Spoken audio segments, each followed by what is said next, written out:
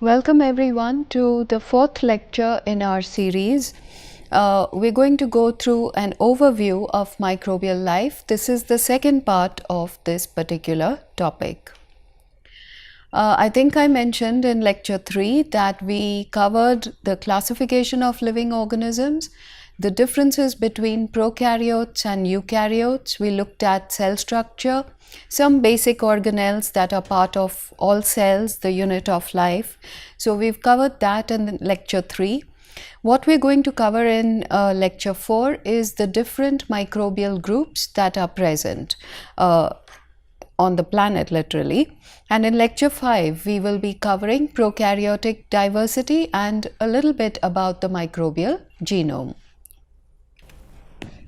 So let's take a quick look at some different types of microbes. Here I have some examples, mostly graphics, where we have, in the first case, we have an electron micrograph of a Bacillus cereus. So these are rod-shaped spore-forming bacteria. They're very common in soil and food, and we will go into some details about these kinds of bacteria in subsequent topics. In the second graphic, what you can see is a fungi. This is mucor. Mucor is very common. It's a mold that grows on food. So in this case, it's mentioned that mucor is a fungi that's found in soil, digestive systems, rotten vegetable matter. And I can tell you from experience, if you leave anything out on the table when the weather is warm and humid, what you will find within 24 hours is growth of a fuzzy layer at the surface of the food. Leave it outside, not in the fridge. Leave it outside at ambient temperatures. It should be warm, it should be humid. You will get this fuzzy whitish layer on the surface of food, and that is basically what mucor is. And if you take a very close look at it, even a magnifying glass might help you with that, you will find that there are these kinds of different microbial groups that are present on the planet, literally. And in lecture 5, we will be covering prokaryotic diversity and a little bit about the microbial genome. So let's take a quick look at some different types of microbes. Here I have some examples, mostly graphics, where we have, in the first case, we have an electron micrograph of a Bacillus cereus. So these are rod-shaped spore-forming bacteria. They're very common in soil and food, and we will go into some details about these kinds of bacteria in subsequent topics. In the second graphic, what you can see is a fungi. This is mucor. Mucor is very common. It's a mold that grows on food. So in this case, it's mentioned that mucor is a fungi that's found in soil, digestive systems. Amoeba is something that you're all most likely familiar with. You can see it's a eukaryotic cell. It has an irregular shape. It has a clear cell wall as well as nuclei, endoplasm. The cytoplasm has two parts, the ectoplasm and the endoplasm. The nucleus is also shown over here, including food vacuoles. And these are the pseudopods that allow the amoeba to move towards its food and ingest it. Here is an example of an algal cell. So here you have a filamentous algae, Spirogyra, and the next graphic shows you an example of coronavirus. This is not a real photo, it's a model. And you can see the spikes on the top of the coat or the capsid of the virus. Let's go into another direction, and that is you can also classify organisms not the way we saw, that's the official classification, but you can also look at it in another way.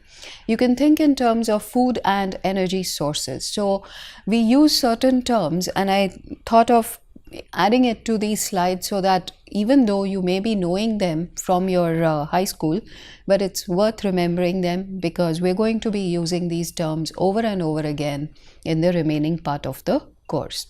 So if I am classifying organisms based on food, or rather carbon source, we use two words. Autotrophs, which means self-feeding, they do not use organic carbon from other sources or other organisms. They use carbon, inorganic carbon, mainly from the atmosphere. It can be from water as well. They can use inorganic carbon and convert it to biomass, which is organic carbon.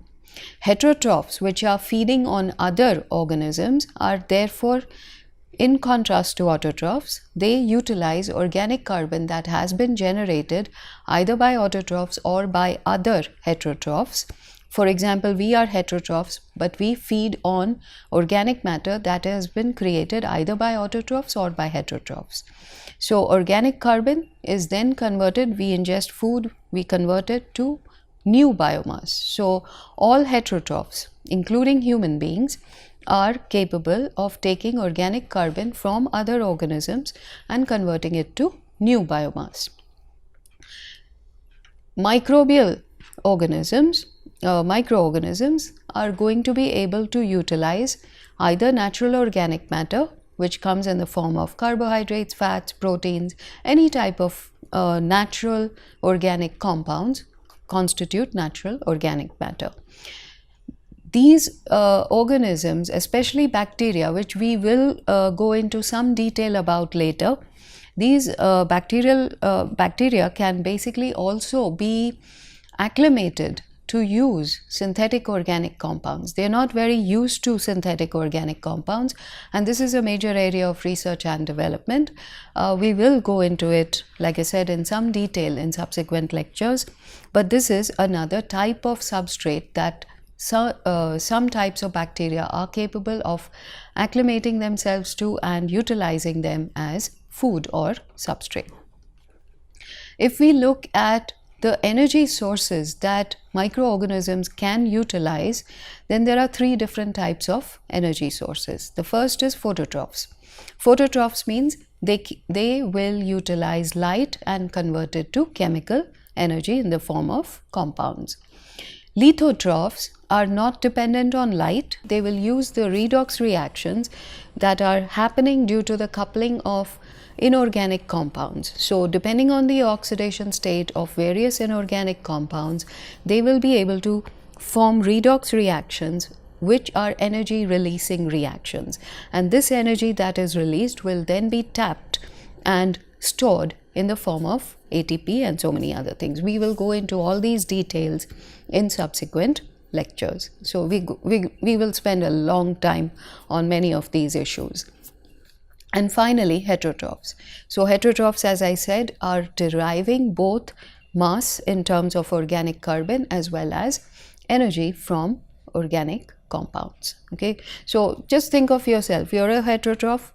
What do? You eat food. What does food give you? It gives you both mass as well as energy. So that energy and mass both are coming from the food. So that's what heterotrophs are all about.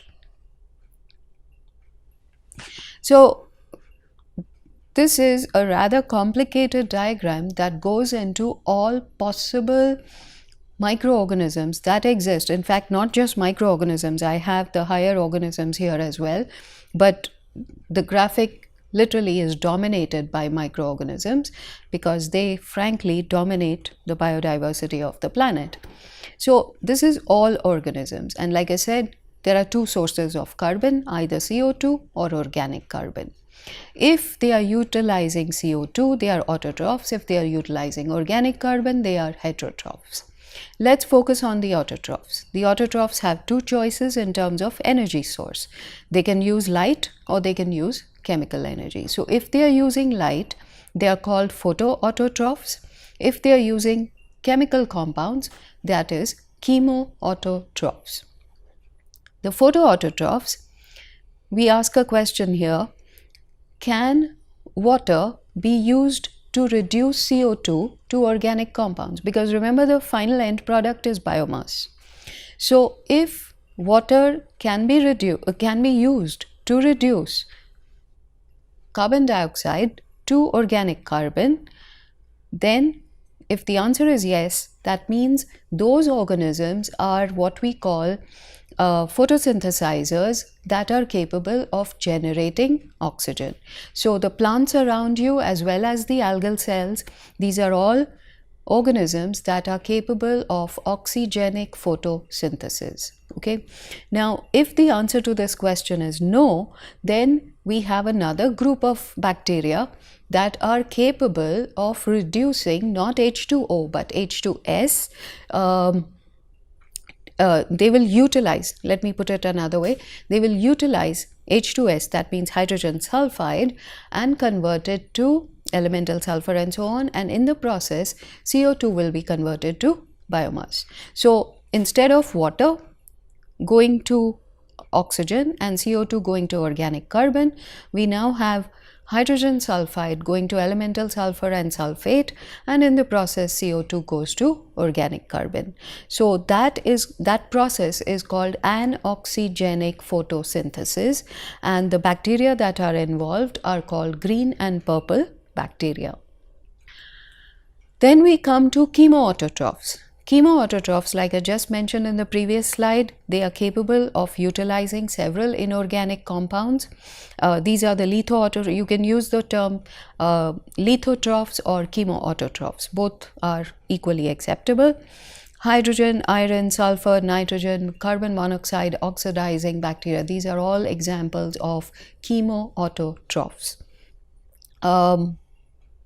A simple example for those of you from an environmental engineering or civil engineering background, in wastewater treatment we talk about nitrifying bacteria. So nitrifying bacteria are the best known examples that we use quite frequently. So they are the ones that convert ammonia to nitrite and nitrate. So these are autotrophic bacteria that utilize oxygen and convert it to convert not oxygen but ammonia to nitrite and nitrate.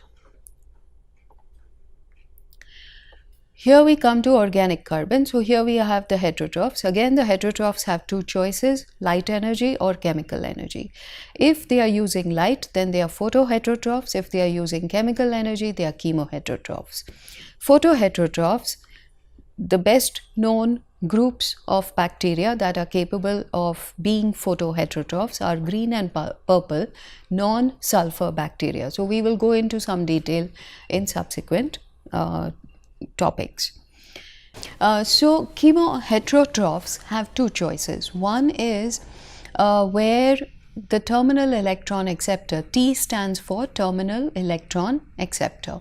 So in the normal course of events, if oxygen is available and the microorganism has the ability to utilize organic compounds, then the organic compound along with oxygen will result in CO2 and water plus new biomass. So that is what we call aerobic respiration. All animals, fungi, protozoa, bacteria, most of these species, the bulk of the species that you see around you and humans as well, they are all dependent on aerobic respiration. So how do we get our food? We use organic carbon and we need oxygen, and that is converted to CO2, water and biomass. So we are the best examples of aerobic respiration, and so are most other animals around us, and many fungi, protozoa and bacteria are also in the same class or category. Now, supposing there is no oxygen in the environment, does that mean life ceases to exist? Not at all. It means that there are other species that are capable of thriving under anoxic conditions. So even if oxygen is not available, there are species of bacteria that have adapted themselves, or rather they come from more primitive conditions perhaps, whatever the reasons, they are capable of surviving without oxygen. So where you have no oxygen, there are two possibilities again. So we have anaerobic respiration, where inorganic compounds serve as the terminal electron acceptor. So we will again go into all these details, like I said, in subsequent topics. And one example is Clostridium. Clostridium is something that you see in your food and so on. It causes food poisoning. the first part is inorganic compounds, and then the second part is organic compounds. Now, if these organic compounds are utilized either by bacteria or by yeast, you can have fermentation reactions. Alcohol production is based on yeast, and they convert organic material to alcohol. So it's organic compounds being partly reduced and partly oxidized.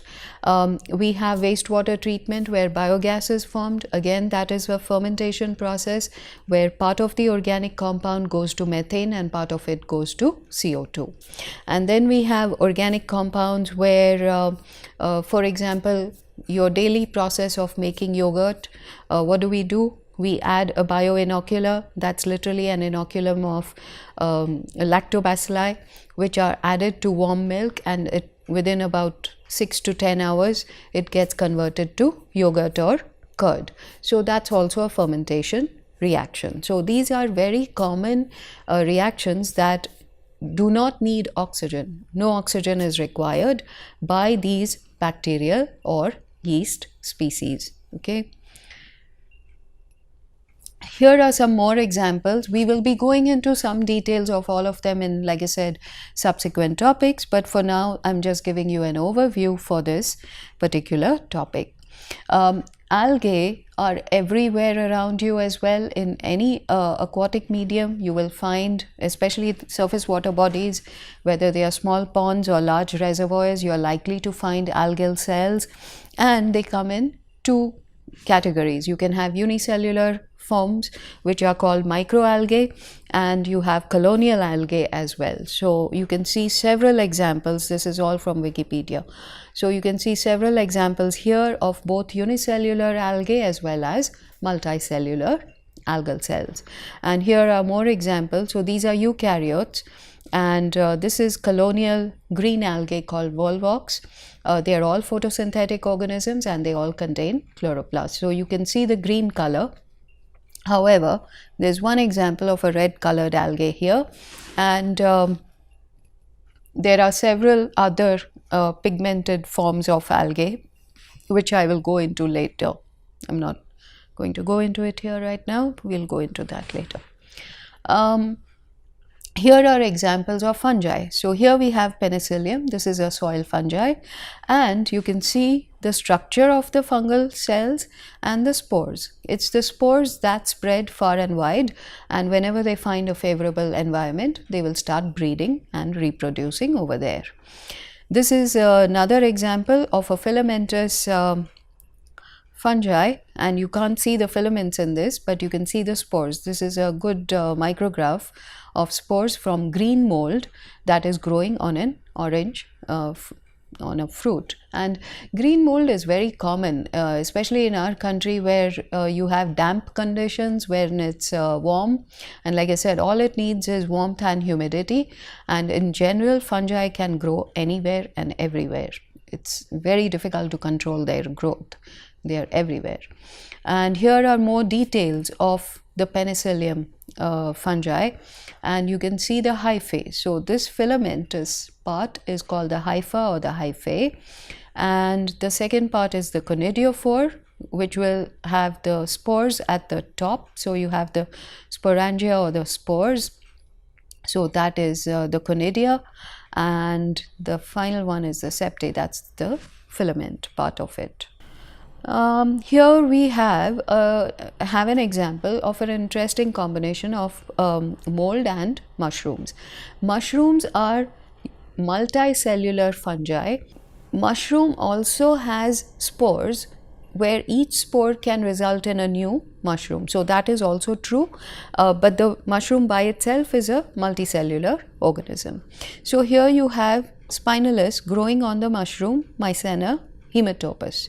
So you have two different organisms growing together, and you can see the conidia and the spores at the end of each one of these conidiophores. So here we have, now how do these mushrooms propagate? So you have, let's say a spore forms, it forms and it drops off from the original fruiting body, and it falls in a place where it is where there are favorable conditions. So what are the favorable conditions? Mushrooms will generally be found where there is ample moisture and ample nutrients. So generally in the monsoon season, you can find them in tropical areas, you can find them in the monsoon season, mushrooming, literally mushrooming everywhere. And deadwood and rocks and those kinds of places are great places because they find these little niches where nutrients have accumulated and they are able to thrive over there. So these spores, when they fall on favorable surfaces, they are generally attached to solid surfaces which we call substrata or substratum.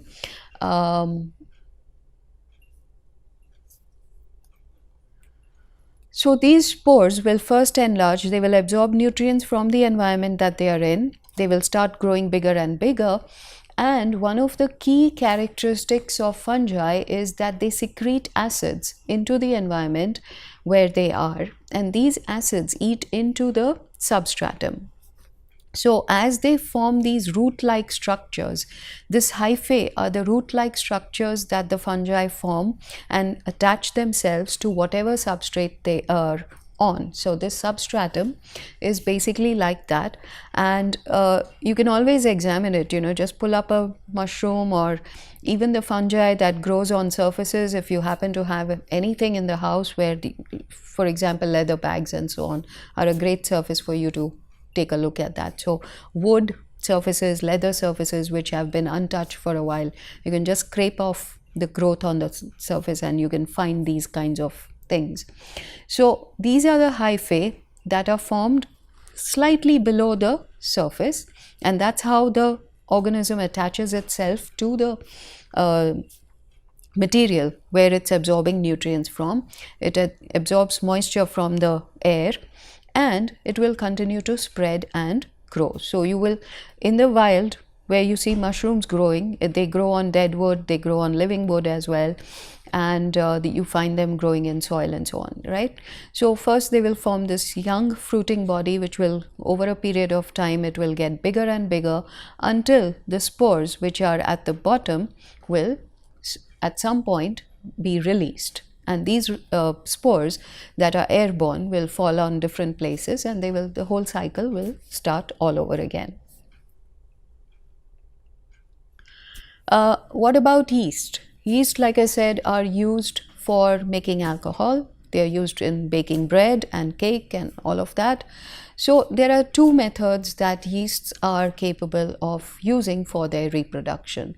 The most common one is budding. Budding is asexual reproduction. It's not like binary fission where the parent cell ceases to exist and two daughter cells are formed.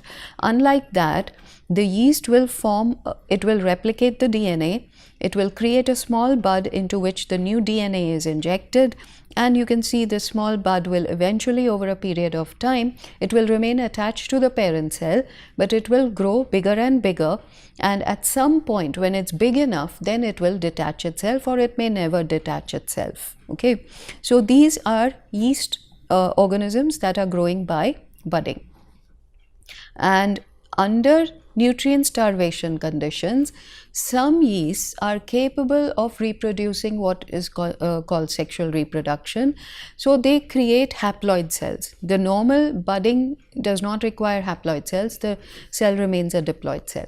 But under nutrient starvation conditions, they will create two haploid cells. These two haploid cells will create buds which remain haploid and eventually form what are called spores. So these ascospores will be in dormant form until conditions become favorable, conjugation happens, and a new diploid cell will be generated from those yeast. So that's another form of reproduction for yeast cells under specific conditions. Here we have protozoa. And protozoa, like I said initially, they are protists, and this is a very common one. It's called Paramecium aurelia. You can find it in water, you can find it in wastewater. This is a ciliated protozoa. Cilia means you can see these hairy appendages all around the cell wall, and they are not very clear because they are the movement. So if you remember, I think in my introductory slide, I had a video showing you paramecium moving right across the screen and ingesting bacteria that came in their way.